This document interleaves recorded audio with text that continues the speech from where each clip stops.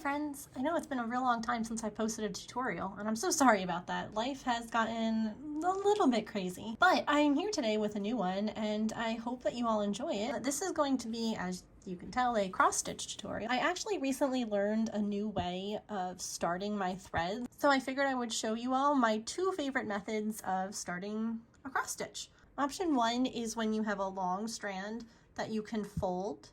So this is called a loop start. So to do the loop start, you're going to take one single strand of embroidery floss. You're going to fold it in half so that the ends are together.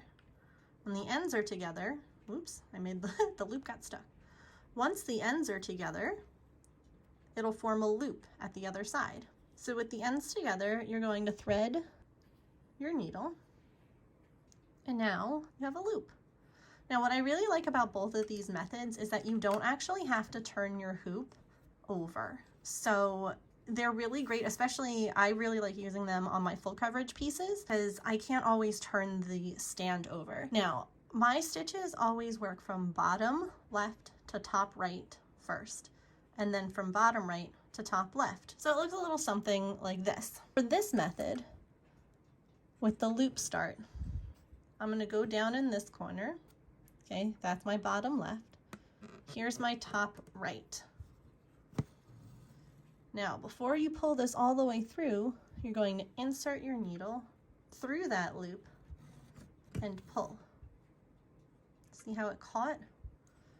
Now, carefully put your needle back down through that top, making sure you don't undo the loop that you just did.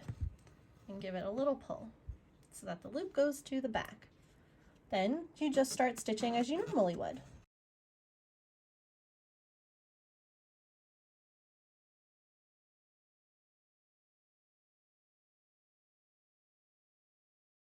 Okay, so this is option one. What happens if the thread that you have is too short to start with a loop method? Or maybe, and this is what I've been doing recently, you're only using one strand. I'm going to be using two in this example just so that you can see my stitches, but this works if you're using an odd number such as one strand or even three. So what you're going to do with this is you're going to thread both of the ends through, just like last time. And now this time there isn't going to be a loop. It's going to just be two loose threads. What you're going to do, and this might sound a little strange because knots are not really something you want in your cross stitch pieces, but you're going to make a knot. It doesn't have to be super tight or super good. It will end up getting cut off in the end. Now, the next step is to go to the end of your row. So if you remember last time, I started all the way over here and did my stitches this way.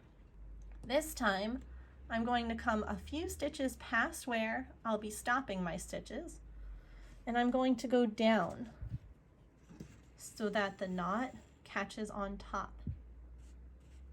Okay, and now what I'm going to do is go all the way to the beginning of the row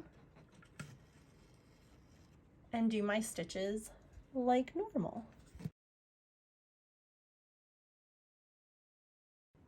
By going to the end here and putting this is called a waist knot. You can do them technically to start or to end, but watch what happens now when I turn this over. Do you see how I worked my stitches right over that end? So what I'm going to do now, before I continue, is grab my scissors, give this a little tug. Oh, look, it actually came undone because it wasn't a secure knot. Give it a little tug and snip it. So now I'm going to go ahead and stitch back down the row, and then I will turn this over and show you what it looks like.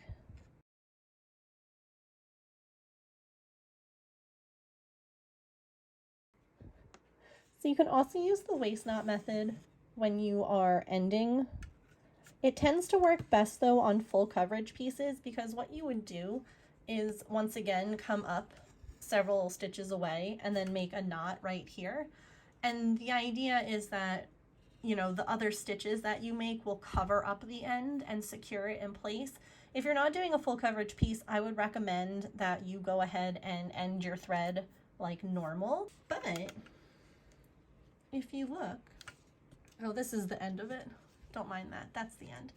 But if you look, here's the part that we started. You can see there's the end that we cut. And you see how it's secure? Because those stitches worked over it. So I didn't have to turn my hoop over at all. I didn't have any kind of loop start or anything like that. I was just able to use that waist knot and then snip it. This has been my favorite method to use on my full coverage pieces because, again, as I said, sometimes it's really awkward to try and turn the hoop around every time. And yeah, it works. It works really well. I really like this. Also, a little bonus in case anyone was wondering how to secure your ends if you're not using this waist thread method. You just simply weave under a few stitches like that and then pull it through. And you can do that again if you want. Sometimes I will, just because it makes it feel more secure for me. And then snip it real close to your, oops, to your fabric. And then you just cut it there. And there you have it. 2 different methods for starting and stopping with cross stitch. I hope that this has been helpful. Let me know what kind of tutorial you would like to see next. Thank you so much for all of my Patreons who help support and make these videos happen. I hope that you all enjoyed this and maybe learned something new. Feel free to comment on anything else that you would like to learn, and I'll see you next time.